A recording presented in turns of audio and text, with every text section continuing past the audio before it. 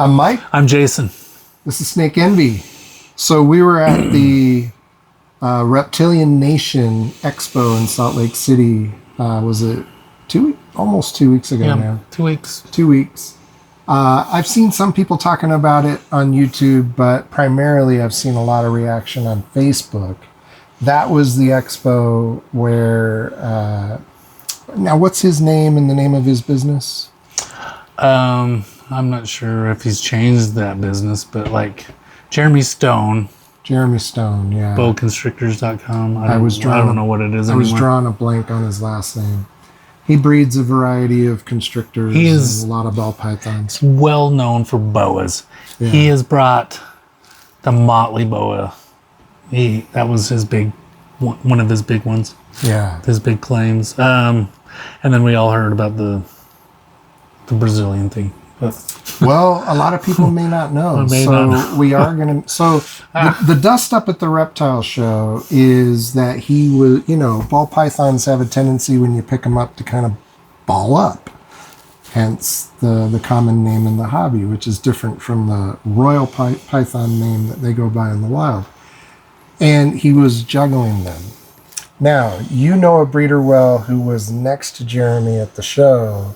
There is something about this story we want to let you know about and add and see if that changes anyone's mind, because obviously juggling those snakes, the reaction online was very immediate even while the show was going on. A lot of backlash to that. Somebody took video of it. We certainly don't support juggling snakes, tossing them in the air. We don't support any animal abuse of any sort. Of any sort, exactly. But what's the part of the story here that maybe a lot of people don't know that might change some minds?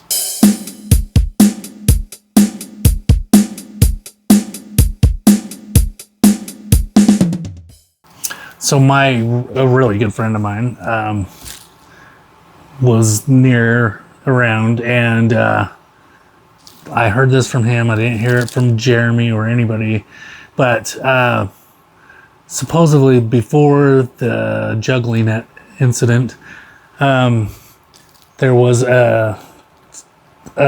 some customers. A young girl and a mother, and this little girl was scared of snakes, terrified, and she was crying, is what I was told. And Jeremy tried to lighten the mood, and he's like, they're not scary, like look at it, like look at it, they're just little ball pythons, like. And then bad idea.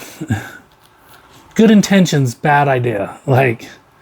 So does that change your mind in any way about how poorly what he did was, and whether it justifies Morph Market banning him from their platform and a lot of people really on a mission right now to put him out of business? Does that change whether all of that is legitimate in your mind? No. No.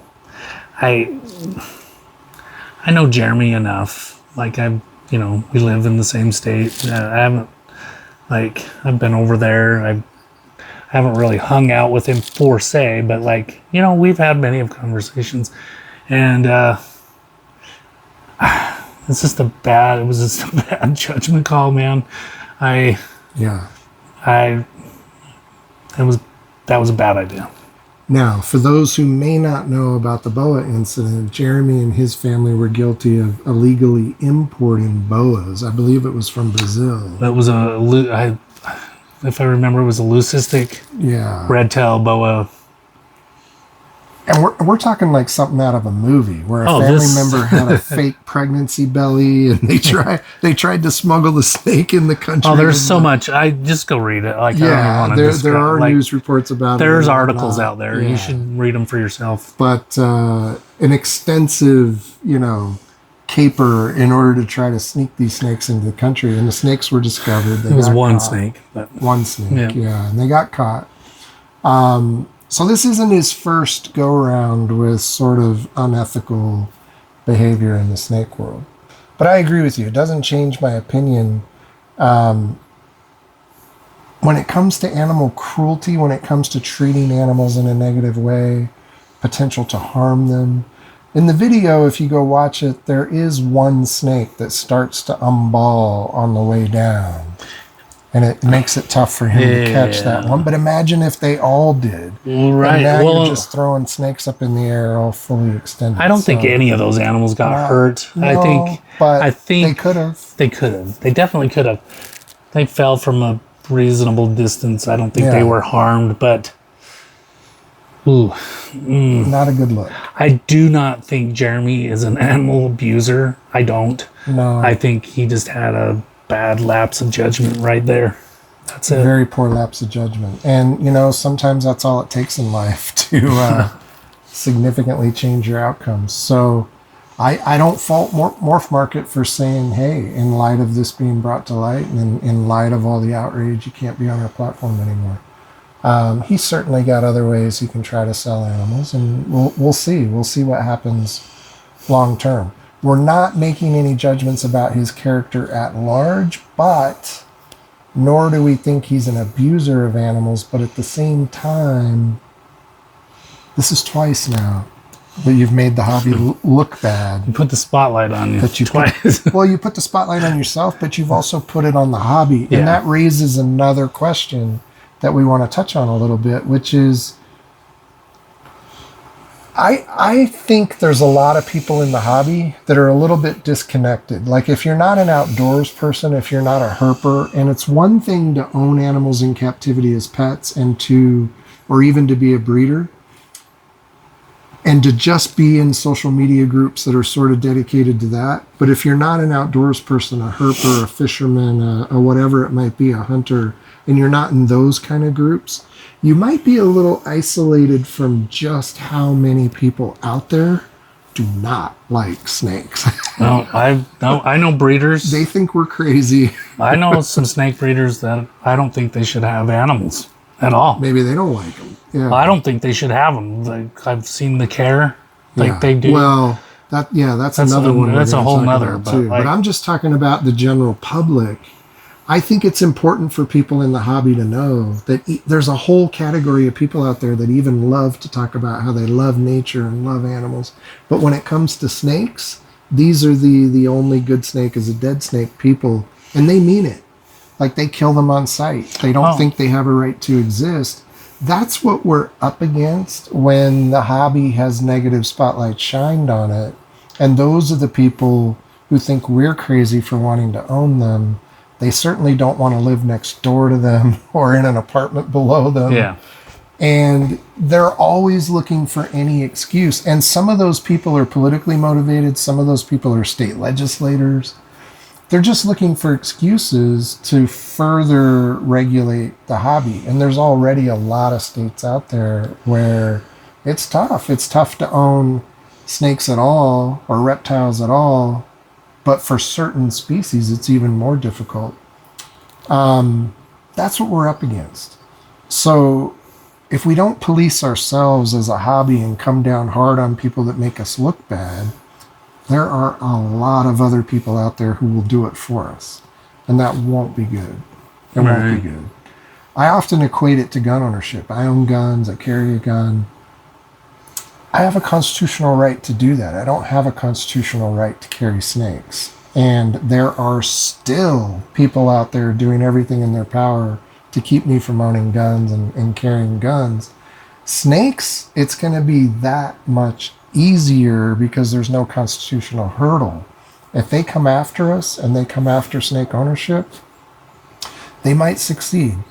Now, you just brought up, there are people out there, unfortunately, who just in terms of how well they care for their animals, we're talking about breeders, they cast a bad light on the hobby, and occasionally those stories come out. Yeah, I mean, there's so much, but like so many personalities and so much, that reflects on care, and like everybody's different, and I really don't want to get into that, but too much. I just want, I do not like seeing animals neglected. That's so. Yeah, it's not well cared for. That's a tough one. I don't like that. Yeah. Social media has cast a whole new light on all of this because there are people out there. Look, clicks are profitable. We would love to be getting more clicks than we're getting. But the number one video on our channel, over 52,000 views last I know of. We wish all of our videos got 50,000 views. But we do have a short of you interacting with a gopher snake in the wild. And it's the defensive display of the gopher snake. We didn't harm it in any way. We didn't antagonize it. The second you walked up to that snake, it went about its defensive behavior. And it was very loud. And we encourage people on the video to turn up the volume. Some people would view that as, oh, you're out in the wild antagonizing animals and trying to get them to show off for you so you can get clicks. That's honestly not what happened. And honestly, when you approach, like gopher snakes here in Utah, that's the species we have here that is most likely to give you those big defensive displays. Sometimes they don't. Usually as you approach a snake, you know right away. Yeah. You're either going to get that big defensive display or you're not. And sometimes we just walk up and pick them up and they don't even bat an eye. They don't even act like they care we're there. Yeah. But we do film the ones who give the big displays. And it's exciting and it's fun. Yeah. It is. It's fun. A lot of that stuff is do you know these animals well enough to read behavioral signs? Yeah. Like, even in the wild, I can read these gopher snakes. I can say, well, this one's going to be on the defense. Yeah. This one's just going to chill. And you usually know walking up to it which way it's going to go. And occasionally we run into a snake, whether it's a rattlesnake or a gopher snake or whatever, where we just say, you know what, let that one be. Yeah. Because we're not out there to ruin a snake's day. We're not out there to, detract it from whatever it's out doing. We want to have positive interactions. But I do know people who have a hands-off policy in the wild. They love to go herping. They love to photograph the animals, all variety of reptiles, but they have a hands-off policy. They don't touch them. They don't handle them. For me, that's the fun. That's the enjoyment, is interacting with them, seeing them up close. We always strive for positive interactions, but some people would view the fact that a snake felt defensive enough to display that we're going too far. Yeah, I think it's important for people to see that and see that it went from this to very calm. And sometimes we had a positive interaction when all was said and done. Some of the times it's just the way you approach it. Yeah. And that's what I'm talking about, reading an animal. Like, you're not going to run up and just get in a snake's face like super fast, because then it is going to get defensive. So, but sometimes we will. We'll push the camera a little closer, a little closer. I do it here. Like, if an animal's... And maybe you get a strike, maybe you get a hiss.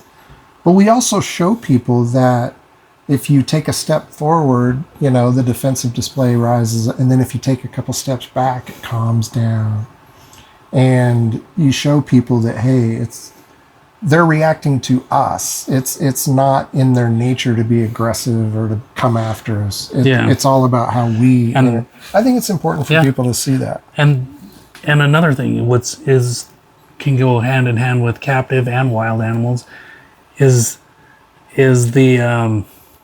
confident grab. Like, look at this snake in the wild, it's on the defense, and we can confident grab that and show you that this is not a dangerous animal. Gently but confidently scoop it up, and usually they almost immediately calm down. Sometimes they keep hissing a little, but the bottom line is, by the time we're done with that snake, we've had a positive interaction. The snake is calm. And it's amazing too, because sometimes we have people on our herping trips with us who aren't real comfortable picking them up and handling them. And it's great when we can calm a snake down, show people that, hey, it's okay. And then sometimes they do want to hold it. Yeah. That's fantastic. What do we got? So here we have a hypo yellow bull. And this tail is my favorite part of him. But just the clean, look how even the sides are clean, spots. He's just a neat snake. Ooh.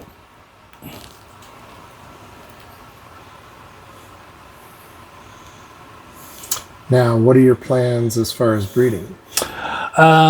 Is this part of the bumblebee? No, but this animal has a special project next year. I don't even want to talk about it. Ooh. But yeah, I don't want to give secret. Yeah. That's anyways, right. Gorgeous. But yeah, I'll breed him to several females, and I got a nice little project for him to start out with. But this is actually from my banana line, but yeah, he'll probably plug right back into that as well. Beautiful. We also have the first eggs laid this year. African house snake, we've got what, 20? 20. She's got one still in her. We did notice there's still one to be laid. We'll give her a day or two and see how that goes. We have already done a video on aspirating egg-bound snake. Hopefully this isn't the case. Sometimes by soaking them in lukewarm water will help. There's little things you can do for the time being. And a lot of times they just get tired towards the end, and it just takes them a minute. So I'm going to give her a day and see how it goes. We've had a few people ask in the comments of the channel when we're going to have house snakes again. So 20 eggs. 2 months. And so give it about 2 months, we'll be good to go. So probably 3 months with eating. Albinos. All right, so let's talk about YouTube and social media. There are definitely people out there gunning for the clicks who I think a lot of us agree might push the boundaries a little bit in terms of, are you being disrespectful toward animals? Are you treating them in ways that maybe crosses a line? I'm going to mention one name, Jay from, I believe it's Prehistoric Pets, but the funny thing is I always hear people talk negatively about his interactions with snakes, and everybody's always saying, look, it looks like he's trying to get bitten. It looks like he's trying to antagonize animals and get some drama. He'll also take big pythons, and instead of have 2 or 3 people carry them, he will drag them, across the ground. He makes a big deal on his channel when huge pythons lay eggs, of taking the eggs from the mother in a way that gets her riled up, because obviously she's trying to protect them. There's usually strikes, sometimes there's bites. Well, this guy got a show. I think it was, I don't know if it was Netflix or a cable channel, but he got a show out of his success on YouTube. But I rarely hear people in the hobby talk about him personally, or talk about him real positively. There are people like Chandler's Wildlife and Tyler Nolan, where people, they're handling venomous snakes, free handling them. Now, they're always careful to say, don't do this. And certainly they have a ton of experience, but I don't know. Is that the best way for the hobby to present itself? One of them, I think, is missing a finger from a bite. Dingo died recently after an envenomation. There's been some others throughout YouTube who have either died or been injured by envenomations. The reality today is that that's the stuff that sells. That's what people who maybe don't necessarily love snakes want to see. They want to see the drama. And it's tough. It's tough not to push the envelope a little bit. Yeah, there's definitely a fine line. I love field herping. Like we just talked about, we handle stuff when we find it. One thing I don't handle, any venomous stuff. I may use a hook and reposition it a little bit, but I don't even know the last time I held a venomous snake. I did a lot of stupid things when I was young. Yeah, and you get wiser. Yes. You get wiser you and you have more. you to learn lose. respect for an animal too, Yeah. and any venomous animal should be held in high respect. Yeah. Now we did the same thing. We handled a coral snake in Arizona, and we told everybody, Oh, there you go. "Don't do this." We said, "Don't do this." So some people may say, "Well, that's a little hypocritical," but we also explained why we felt safe in doing it with that particular species. Yeah. But the rattlesnakes down there, we weren't handling those. Oh. We would hook them occasionally. Like I don't. That's you what know, I'm talking about. I didn't even think about but- the coral, but like yeah. I haven't handled the rattlesnake in geez. No. It's been years and years and years. Like Yeah, occasionally when I have one hooked, I'll grab the tail as well just to support it better. And I'll admit it's thrilling to feel that tail buzz in your hand. But there are people out there who I do think when they go herping and when they film it and when they throw it on YouTube, who are being overly dramatic, who are getting in the snake's face, who are free handling them. There's a young guy on YouTube right now. I'm not positive what his name is. I only see him occasionally on reels and stuff that come across. He may be on Instagram. But he's free handling copperheads and water moccasins routinely. And when I was his age, I did stupid stuff like that too. But as you get older, like you say, you have more to lose, number one, and you do gain respect for what those animals are capable of. And some of it is we just get smarter as we get older. But those people do reflect poorly on the hobby, I think. Mm-hmm. I think so. I think it's important for those of us who care most about these animals and who care most about keeping them that we speak out and that we're not afraid to comment on posts and say, hey, you're not doing the hobby any favors by doing this. I think if more of us do that, we love to talk about the ratio these days. If those folks get ratioed whenever they're engaging in that behavior, maybe they stop. Maybe they find better ways to interact with animals. The last thing I would say is one area where I think the hobby has been very fortunate and is very vulnerable is large constrictors. So the reticulated pythons and the Burmese pythons, the anacondas. The one thing that drives me nuts is when I see families posting videos online of their little toddlers and little kids interacting with those snakes. We're really fortunate in the hobby that there hasn't been an accident or a death. There's cities all over this country that have banned pit bulls. Mm-hmm. And sometimes when those pit bulls react negatively to a child, it's because of the way the child was interacting with the dog. It's not always the dog, but I've seen videos of them letting little toddlers crawl all over these big snakes. They're big 20-footers, and sometimes the kids are being rough and bouncing up and down on them. It wouldn't, if a snake decides to turn and bite one of those kids defensively, it could turn into a food response when they see, that, hey, I could eat this. My least favorite ones are when I see the huge 20-foot plus python in a swimming pool with very young kids. Now you're putting a predator into its element, where it's its most effective is in the water. And you're putting a bunch of young kids in there with it splashing around and doing all.